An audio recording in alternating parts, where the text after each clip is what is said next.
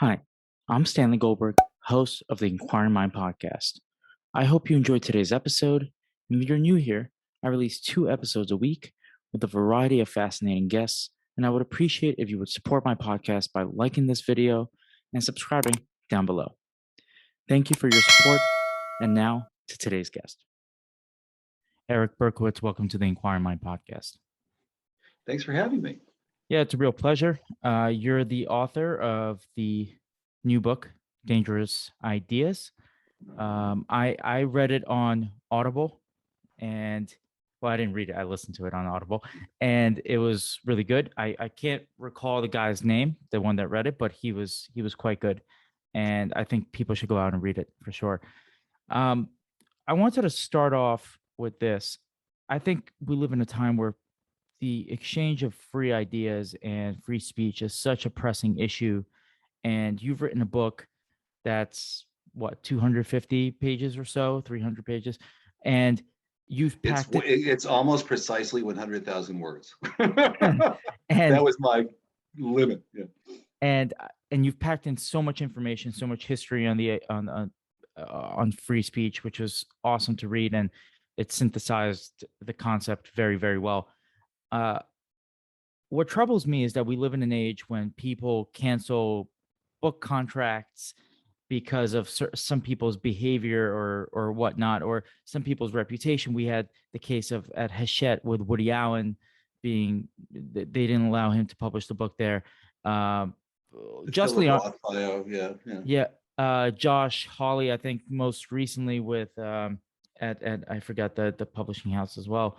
Um, Back in the day. Oh, I first realized this was Milo Yiannopoulos, who I was not a fan of, but he Or published a Josh book. Hawley. Yeah, or Josh Hawley. But I read I saw Milo Yiannopoulos' book, probably was a New York Times bestseller at that point because people wanted to read it because it was a banned book. So can you tell my audience and myself, why are people so gung-ho to shut people down? Well, I don't. I think probably the more appropriate question is, when have they not been? I mean, we've the urge to censor, the urge to shut others down, isn't didn't start with Milo Yiannopoulos or Josh Hawley or anyone else. It seems to be hardwired into human nature. And it's one of the things that I didn't set out to prove, but I sort of deduced, having done a tremendous amount of research, is that I think you might agree with this in your own personal self and myself, that there are ideas, there are words that when they jar us, when they assault truths that we hold dear, or beliefs, or etc., we have this compulsive urge to stop it. And I think that exists on an institutional level, in terms of governments, and religious authorities, certainly. And it also exists on an individual level as sort of they reflect one another. What I think strikes you, and might strike me as so shocking about movements to take books off reading lists, or is that it goes against the ethos that we grew up with, which is that the answer to bad speech is more speech, which is that speech is, the volume of speech, the presence of speech of all kinds, is inherently a good thing. But that is an ethos of tolerance.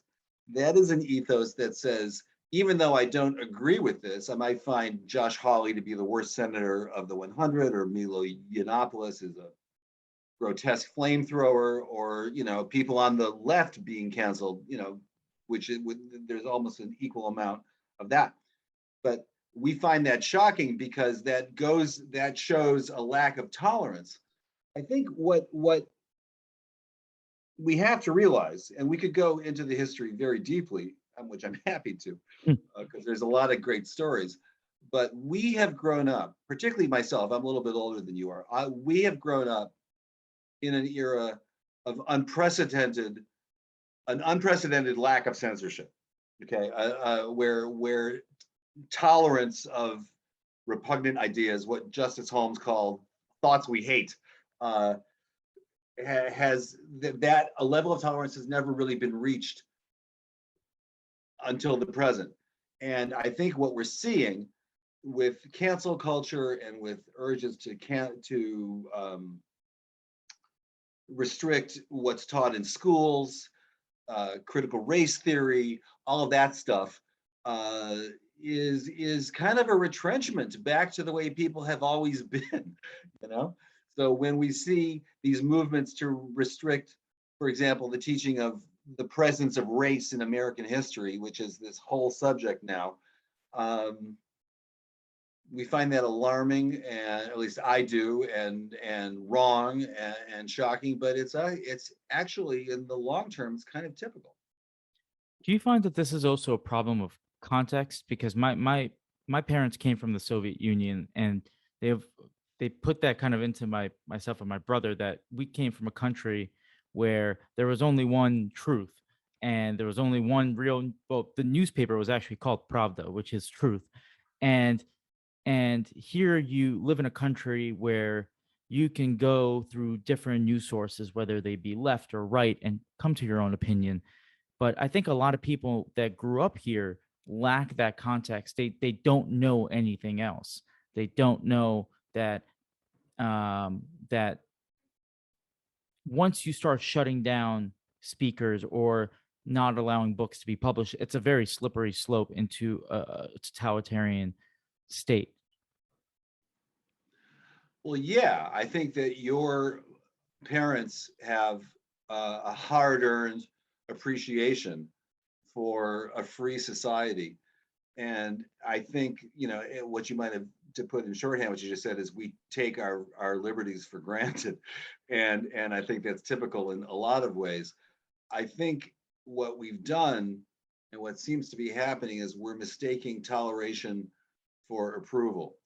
That the idea of allowing speech that we find repugnant, to tolerate it, we're now, and I think there's been a long term, that's happened in the long term, that seems to imply approval, that I approve of these things. So when people see anti-trans books being sold on Amazon, there was a trans lawyer at the ACLU, of all places, that said, "This is a hill to die on. I'm going to fight the presence of this, and until I can't fight anymore." That shows such a mutation of priorities. One, it's not going to stop anti-trans beliefs.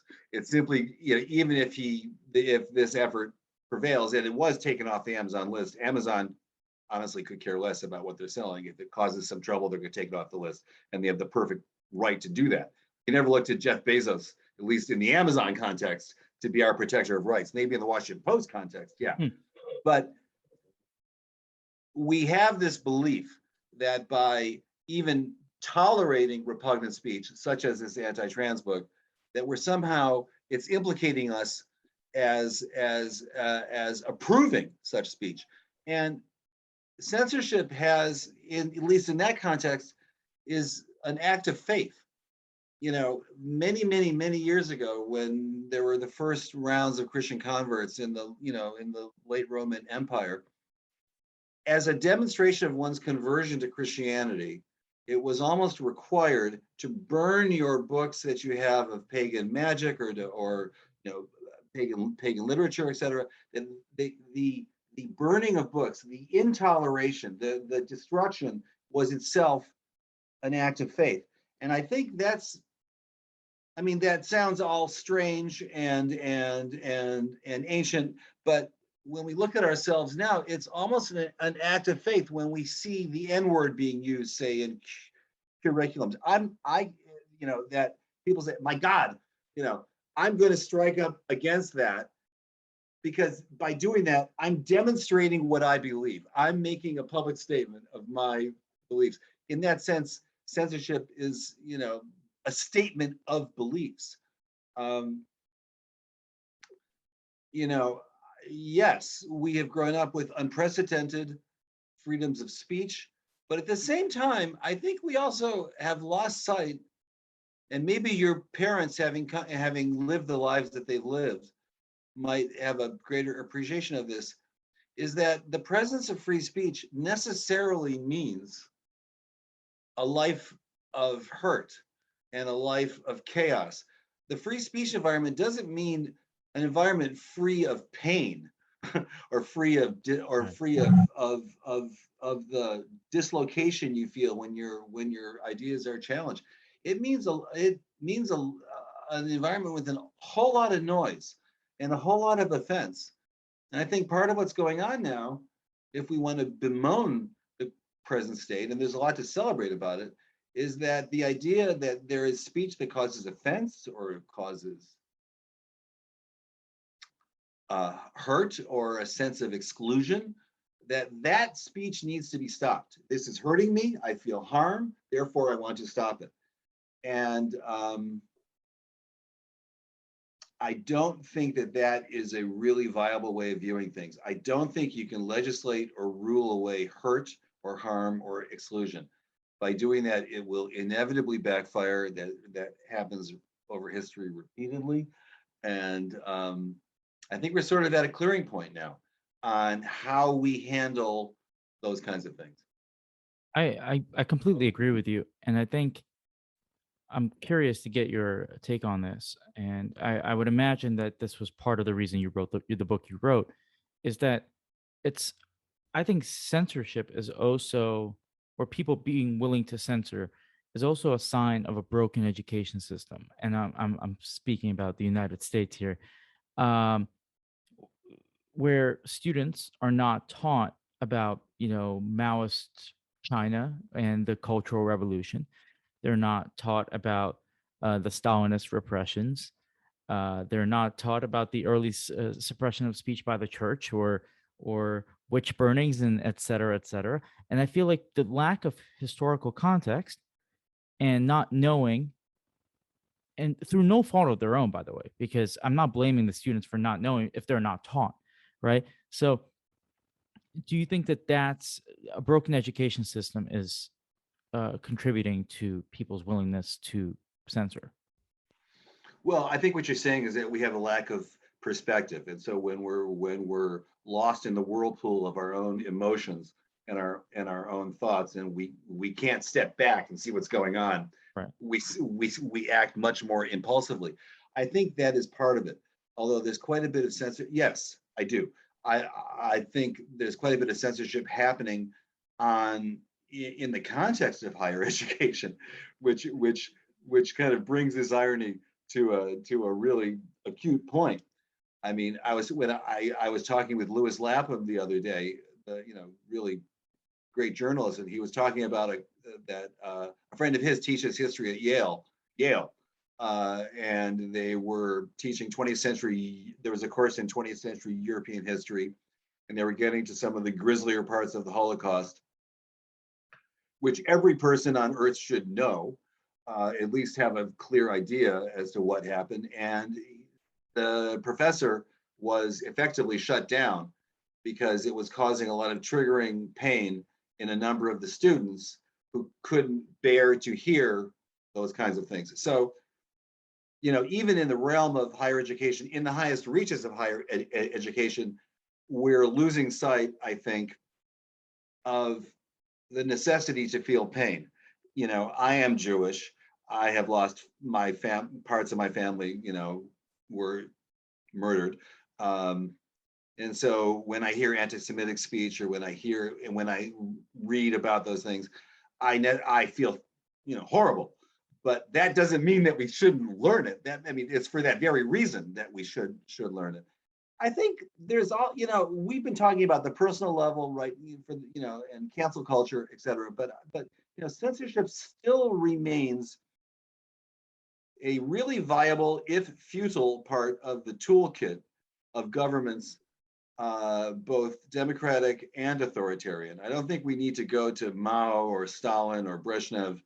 I mean, to learn what we need to know about censorship. It still is now, even stepping back on the institution, and when we look on the institutional level, you know, we are now asking institutions to censor for us, protect us from fake news, protect me from harm and offense. You know, fake news is a bad thing, okay? But people have always believed ridiculous, awful, stupid things. Protect us from harm and offense. Protect us, you know, shut down totalitarian beliefs, etc., or, you know, expressions. And I think, you know, we have to realize that every time we give an authority structure, an elite, the power to censor speech, even for what are ostensibly benign ends, such as shutting down fake news or racist hate speech or things along those lines, it will inevitably serve the cause of authority much more than serving the cause of societal benefits. I mean, authority's first impulse is to remain and augment itself. And I mean, that we've seen throughout. So, I mean, if you wish, we could talk about, you know, censorship that sounds benign, but maybe isn't quite so, such as for fake news. Mhm. And right, and the reason that, yeah, you're right, that we shouldn't be, you know, maybe the examples of Stalin or Those are Mao too obvious. Yeah. are too, yeah, are too maybe even extreme. But I had a Harvard historian, Louis Menand, on the podcast a couple of weeks ago, and he wrote a great new book about the Cold War. What I found really interesting in the beginning of the book, he explains um, how he actually mirrored the behavior of the Soviet Union after World War II.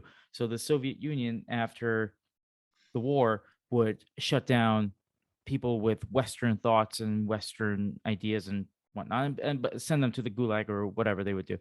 Um, on the flip side, the United States, which is, you know, this beacon of hope and freedom, um, went the other did the reverse, where they shut down Marxists and went after communists.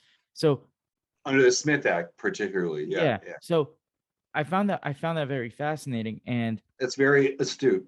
yeah, and it shows that we're not above doing something like that, even though we, you know, talk about freedom and all that, and it's in our constitution.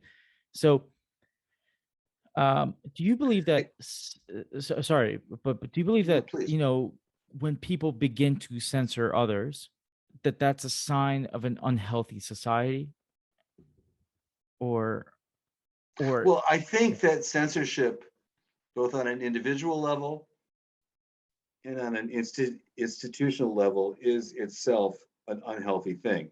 I can't. I mean, to carry Louis Menand's analysis a little bit further, yes, it's true. In the 40s and the 50s, America looked. I mean, there's a lot of differences, but in the sense of shutting down dissent or shutting down leftists, we did mirror the Soviet Union pretty pretty well. But at the same time, America in the 50s, 60s, and 70s reached a level where the government could be criticized, even from the extreme left, in vitriolic terms that the Soviet Union never would, you know, would never have tolerated. I mean, we reached sort of this apex under the Sullivan case, under the New York Times versus Sullivan case, and under the Pentagon Papers case, where the government and those in power, and in fact, public figures generally, have simply been told to suck it up. You know, that you know, vitriolic, that's the word by the Supreme Court, you know, crude criticism simply had to be tolerated. If you put yourself in the arena, either individually, become some kind of star, or if you're in government, you have to take it.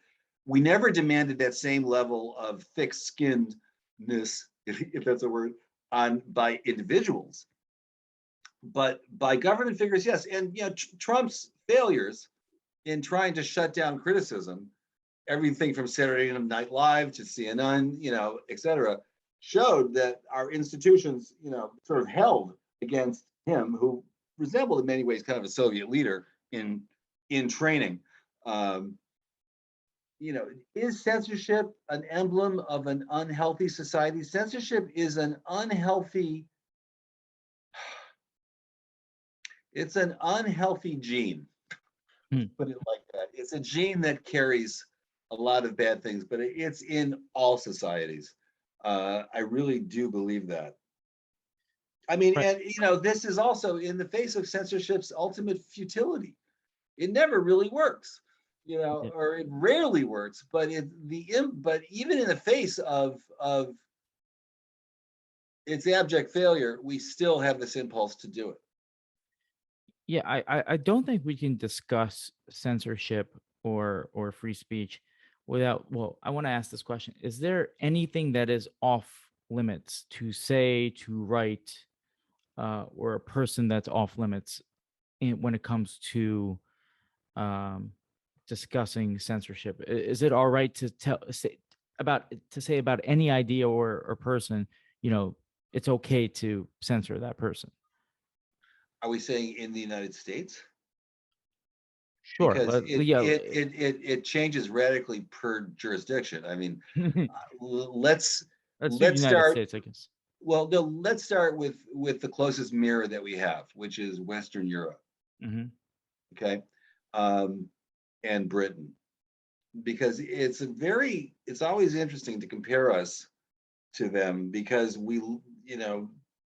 even though it's better architecture over there, we mirror each other, quite well, but we really part ways with hate speech. Okay, in the United States, hate is an idea. Okay, and ideas are protected, at least under current law. So you and I are free to say the most hideous possible things about others, and at least the federal government or state governments can't stop you from doing that. Europe, after World War II and its experiences, took a decidedly different turn and took hate speech as itself an action against those who are targeted, and particularly in Germany, made the decision that those expressions were off limits and could be suppressed. And it's very interesting to me that on precisely the same weekend that the Charlottesville demonstrations happened in this country, where people were basically mirroring a Nazi parade and saying Jews will not replace us, and there was all that horrible racist expression, that two hapless Chinese tourists in Berlin that exact same weekend stood in front of the Reichstag and raised the Nazi salute, and were arrested for that, because you don't raise the Nazi salute in Germany. That's over. And so they've just simply made that call that can't be. And in Britain, which was never quite as vigilant against that kind of thing as in the continent, they're now contemplating a bill that would give the government that would allow the government to compel social media platforms to bar all content, the large social media, that might cause anyone adverse psychological harm. Just put your head around that for 1 second. So the government, this That could is be in Britain. anything. Yeah, and so so the social media platforms, which take so much criticism for being too powerful, would be given even more power, because they would be required to shut down vast reaches of speech, which might cause someone adverse psychological harm. They're not going to fuss over that. They're going to use algorithms to do that. And we're already seeing shutdowns in Germany and the continent by, hundreds of billions of pieces of content that would be over removals. That's unconstitutional in the United States. Here in the US, is there any speech that is illegal? I mean, barring, frauds and things like that. It really comes down to speech that causes an imminent threat of illegality. I mean, so that's the standard set in the Brandenburg case in 1969, in which there was a Klan meeting and the Klan leader was calling for the destruction of the Jews. This is back in the 60s, and he was arrested under a nuisance statute, and he won. And the Supreme Court ultimately won, and the Supreme Court, with Thurgood Marshall, a target of this racist speech, holding that that mere hatred is not enough. The speech can only be stopped if it brings you to the absolute point where your speech is going to cause a riot or some kind of illegal activity. That's the limit that we have in the United States. And it's extreme. And that's being tested on as we think through what to do about what happened on January 6th.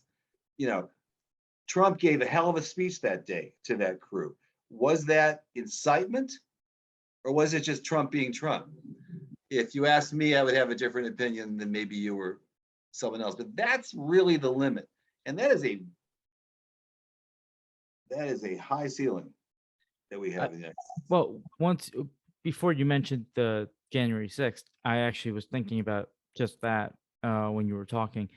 And if you don't mind, can you share what is your opinion on it? And is it a personal opinion, or do you think it's a more of a legal opinion?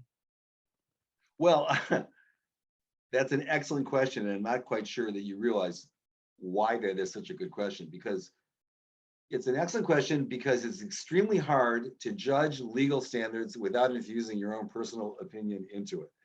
Okay, so it's not, it probably has, excuse me, no secret as if anyone's watched this podcast so far, that I probably don't have a very high opinion of Donald Trump. So it's my personal revulsion at that guy and the destruction I think he's caused to the American experiment that leads me to want to rule, if it was the Supreme Court of Eric Berkowitz, to rule against him, because I was looking for a way to put this guy away. That exemplifies what I was saying at the earlier part of this podcast, is that it's very, we have this, when I hear Trump speak, my blood pressure goes up. And when I heard what he said on January 6th, my blood pressure went way up. Was it objectively, precisely incitement to illegality, to a riot? You know what? I still think so. I think if Trump has made a career of testing the limits of our rights, I think on that day he probably crossed them, because he told his crowd to go to the Capitol. I forgot where the precise words, but to go to the Capitol and do what they've got to do. And seeing the tenor of that crowd and seeing how they were armed, et cetera, I think that probably would qualify if we could bring this to an objective standard under that. But again, that is a high bar. That is still a really high bar. I personally, a lot of what Trump said on Twitter and in his speeches and the rants, we have to put up with that kind of stuff. Yeah, I'm not Trump's biggest fan, nor do I think he's the most evil person ever. But I will say this: I think people maybe and I traditionally probably considered myself more left of center than right of center, but now these days I really don't know where I am. But the one thing that I don't think people gave Trump enough credit for, not to him, not to anything he did really, but when he got elected, it was so miraculous, not because this guy came out of nowhere and beat Hillary Clinton, but because people always talk about this deep state and all of these, like, they're out to get this guy, but the guy got elected. So you can't say the process doesn't work. Installed, probably. Yeah, but you can't say the process doesn't work, right? Like, I think he ended up criticizing the same institutions that kind of got him elected, but I feel like everyone does that to one degree or another. But he's a little more, a lot more. Yeah. Oh yeah, a lot more. Sorry, but I do think that was a major point that people had to appreciate about the United States, that you have this guy who a lot of people thought was a joke, run against Hillary Clinton, who was an institution and respected by some, hated by others, but that's how it goes.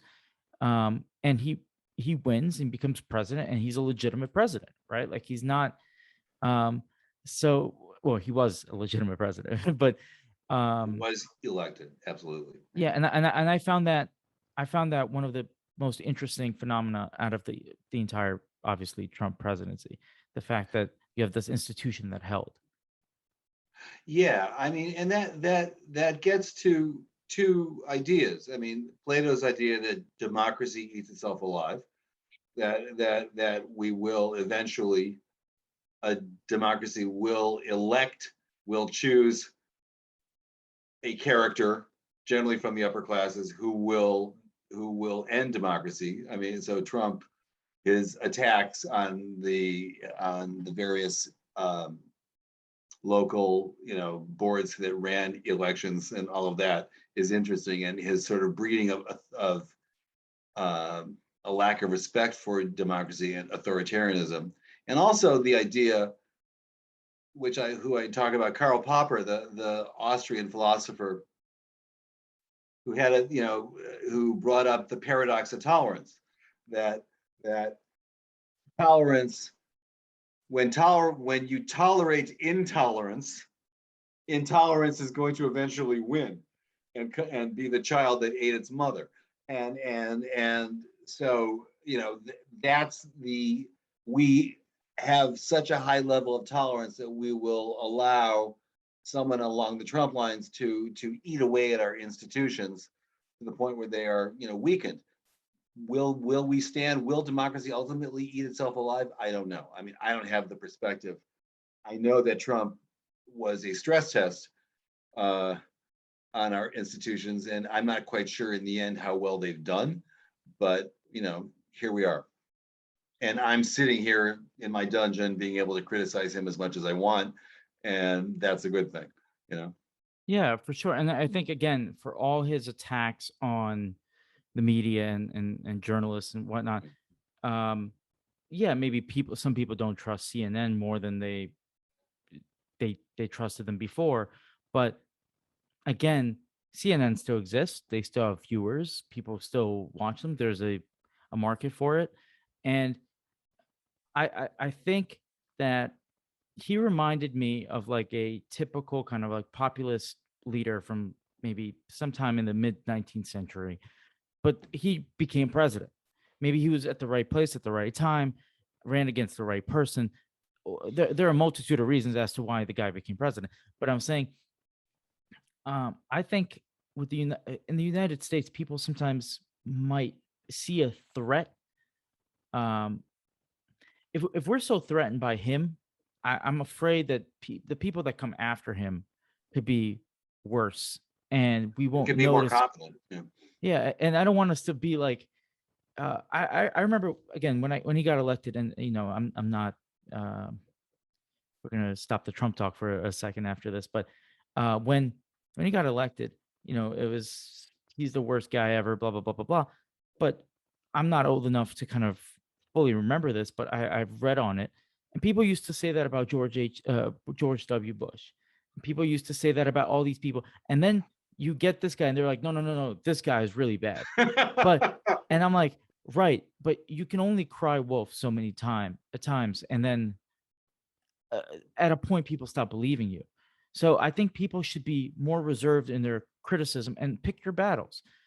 And with him, it was more smoke and mirrors, and people criticized the smoke, but they didn't actually criticize the policies as much. Which, you know, for me, if I'm a politician, and I'm not, um, if you care about healthcare, that's when you go to battle. You're saying this is the hill I want to die on, not he said something mean on Twitter.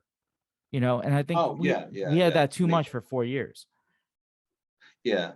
I mean, I think we can talk about the belief in the existence of truth itself. I mean, one of the things that has come with the profusion of misinformation on social media and one thing that did occur, I mean, there is no question governments have been lying to us as long as governments have existed. But I think under the last administration that did reach a rather extraordinary level. So we begin to lose the notion that the truth can even be known, And so one of the forms of censorship, what my book is about, that has emerged with the internet and couldn't have really happened otherwise is flooding, is censorship through drowning out the truth with a flood of irrelevant stuff or stuff questioning that, so that we're us the citizenry can no longer really have any faith that anything is true. And yes, truth, we can go into the philosophy of what truth is, but we're coming to the point where it's very hard to really have the faith that the truth can be known. And the Chinese government literally has millions of people on the payroll flooding the internet when pieces of bad news leak in, or news that questions government policy, particularly about COVID or industrial policy or things along those lines. They have millions of people generating news in that zone or generating commentary in that zone, which just leaves you a little bit dizzy. And there's only so much attention that we have. And so whereas the policy of this country has been that every voice is precious, every voice needs to be heard. Even the crackpot, the guy screaming on the corner, he might be saying something that's true. He might be saying something, he might seem like a nut today, but what he's saying now might be, tomorrow's truth. And so we have this notion that every voice has to be heard because voices themselves were precious. But I think as the internet has revealed, and how it can be manipulated, is that voices themselves can be used as tools for censorship, so that the actual facts or the information that we need is kind of drowned out or delegitimized, so that there is no real faith in what what truth is. And I think that is a pretty unnerving state of affairs, actually. Right. Do you believe that censorship in the current days could be perceived as overblown um, due to social media's existence? Because people could argue that maybe 40 years ago it was as bad. It's just we didn't have a medium where you could spread so much information from Oshkosh, something happening in a little school district, and people being like, "Oh, this is cancel culture," or is it actually this bad? Well, it's everything at once. I mean, you're sitting in your office in New York City, and your voice can, easily be heard in Ulaanbaatar just as easily as it can be heard down the block. That is extraordinary. That is still the case. That is astounding. It is astounding that some 25-year-old IT guy in Palo Alto could actually shut down a world leader on another continent. That is extraordinary. It is also, extraordinary that we can be heard and we can shut each other down on a global transnational scale that never existed. So speech, I mean, there is no question. We can talk about censorship till the cows come home, but we still have greater avenues for individual speech than have ever existed before. Unfortunately,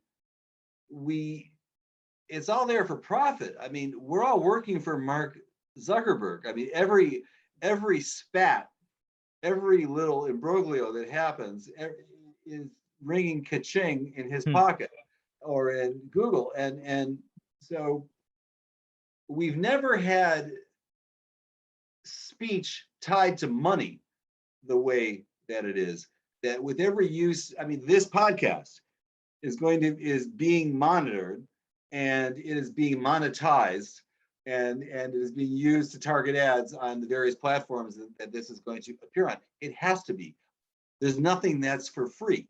And so we've lost a lot of privacy. We've willingly, when we clicked accept 8 or 9 or 10 years ago on these damn platforms, we've said, invade my privacy, sell me, monetize me in exchange for, all the benefits that the internet brings.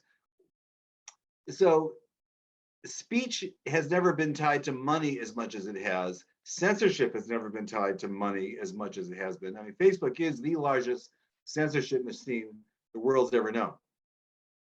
It's rearranging, suppressing, getting rid of, amplifying speech instantaneously on a level that no one could conceive of. Comparing it to 40 years ago is a little bit hard. What we have, it's kind of the apotheosis of 100 years of development, in the sense that we treat Facebook and Google like a private school or a cafe, that a private entity can manage speech as much as it wants, and there is no censorship in the private realm. So the government is virtually helpless to interfere with speech. So that apotheosis of the liberties that a private organization has, along with the weaknesses that the government has. I mean, we have dozens and dozens and dozens of bills knocking around state houses to regulate big tech, but at least under current law, they're all going to fail, because the law simply does not allow the government to dictate the content of others. At the same time, other governments are much more aggressive in regulating social media platforms, and their requirements have sort of come into the United States through the back door, through terms of service and hate speech regulations that Facebook and the others are doing without legal requirement in the United States, but are doing to meet legal requirements in Europe and elsewhere, and are simply importing them here. Right. And okay, so I've said a lot just now. Sorry about yeah, that. yeah, I'm trying to unpack it a little bit. I apologize. One of the the interesting thing we kind of discussed, we touched on it, is historical context, but obviously you've written a book, as you mentioned, just under 100,000 words, um, about the history of censorship, and people should go out obviously and read it. But what did studying the history of censorship teach you about the current day, and how we could address it, or what lessons from history can we actually learn? I think quite a few. I think that when you're given a little bit of perspective, every issue doesn't feel like it's coming on for the first time. I mean, we've talked about Trump quite a bit, and he seems so outrageous to us, but he actually falls quite neatly in line with world leaders, for thousands of years. The touchiness, the ready to suppress speech that's against us. I think, what can we learn? We can learn to take a deep breath and stop a little bit, and learn the value of toleration, and learn the value of allowing speech that isn't necessarily aligned with what we want. I think we can also view that, how can I put it? The same issues keep on coming up, and they keep on coming up in different forms. And before we rush, as Britain is doing right now, and it's happening in Europe, and it would happen here, if a lot of legislators and other people, get their way,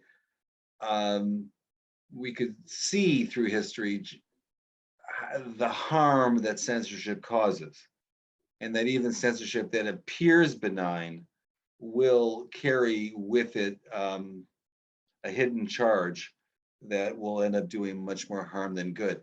Anytime you were lost in the whirlpool of our emotions or the political issues of the day, and can't step back a little bit, we're going to make decisions that are impulsive, and we're going to make decisions without really grasping where it's all going.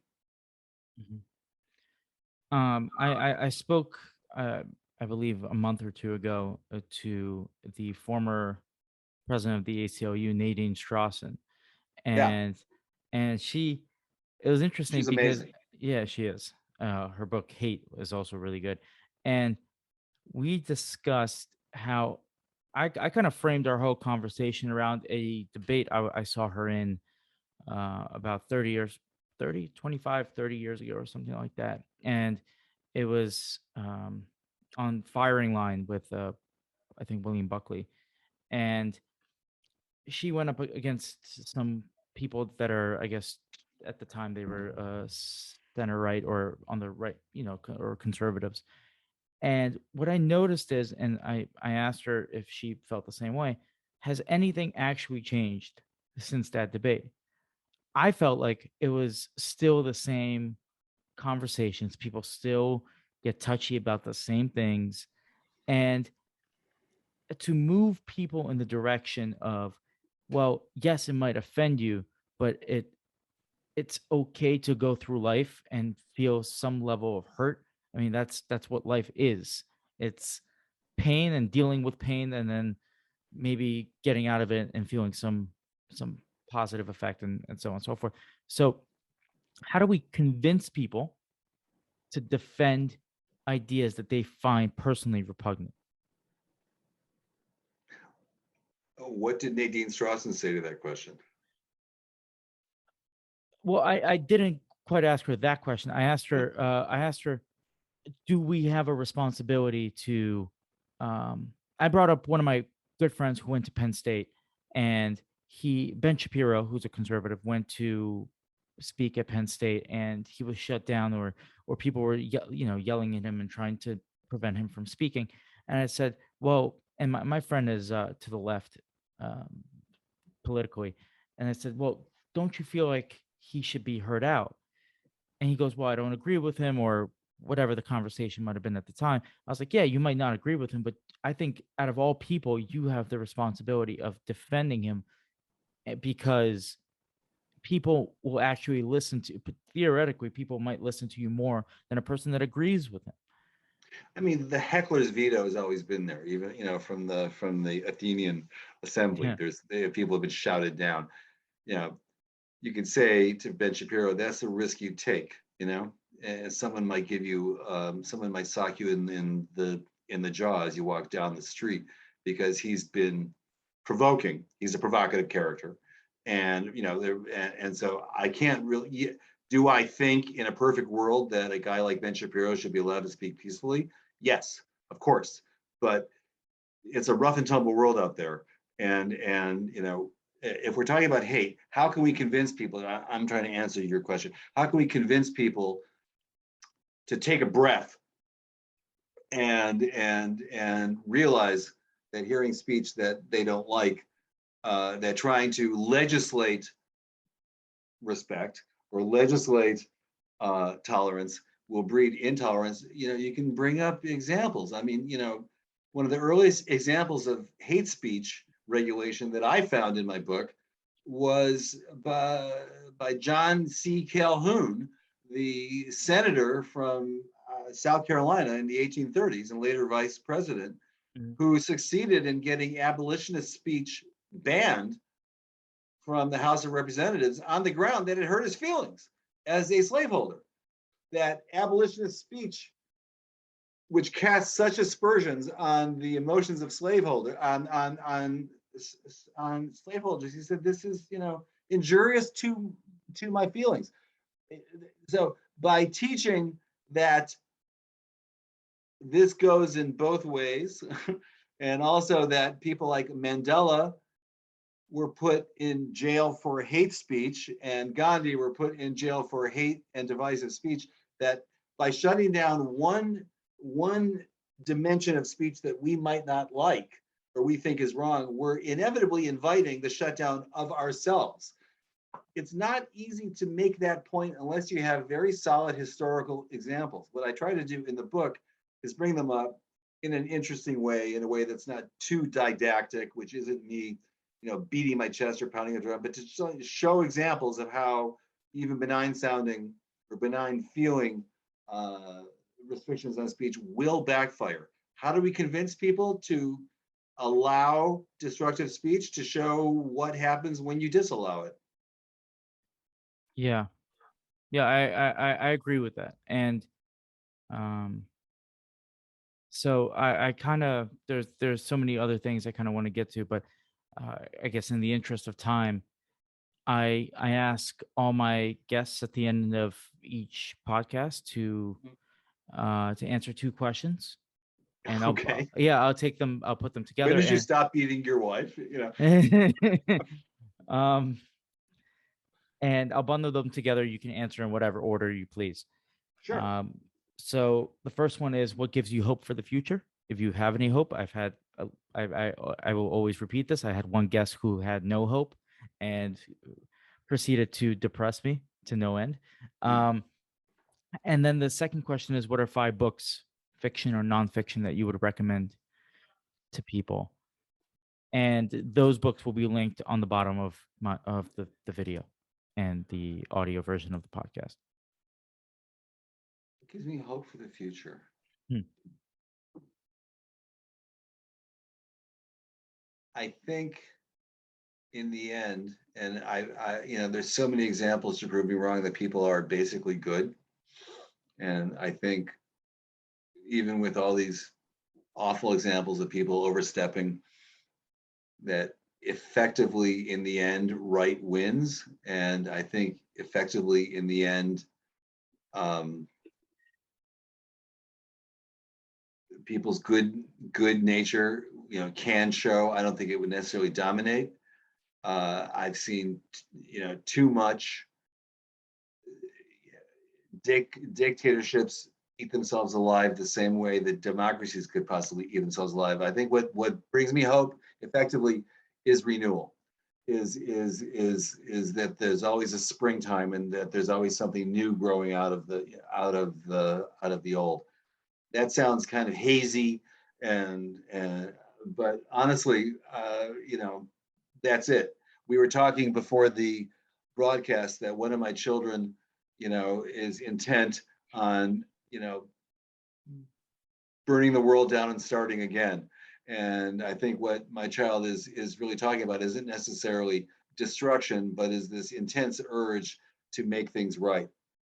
And if there's more people like that around, I do have hope.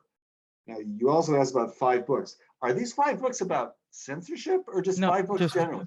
that you would recommend, and they don't have to be your favorite books, but books Oh, that you would recommend. okay. Okay. I thought it was my five favorites. Oh, Okay. it could be your five favorites. That's fine. I just pulled this out of my ear. The Iliad, Sophocles, Oedipus Rex. These are things that I read repeatedly, and there's always something new, particularly Sophocles. The collected essays of George Orwell, a book I adored, and I would recommend to anybody who is Self-Portrait by the photographer Man Ray. I'm sort of ranging far and wide here. One of the most remarkable, interesting, idiosyncratic, bizarre pieces of work that a mind unrestrained. And I loved Philip Roth's American Pastoral as a piece of American literature, post-war American literature. I don't think it gets much better than that. Fantastic. I do want to, before we sign off, take the time to thank you for coming onto the podcast and for speaking with me. You know, I like when time flies, and I hope time flew for you too. It But was great. It was great. yeah, it was great, and people should go read your book or listen to it on Audible. Dangerous I hope they do. Ideas. Eric Berkowitz, thank you.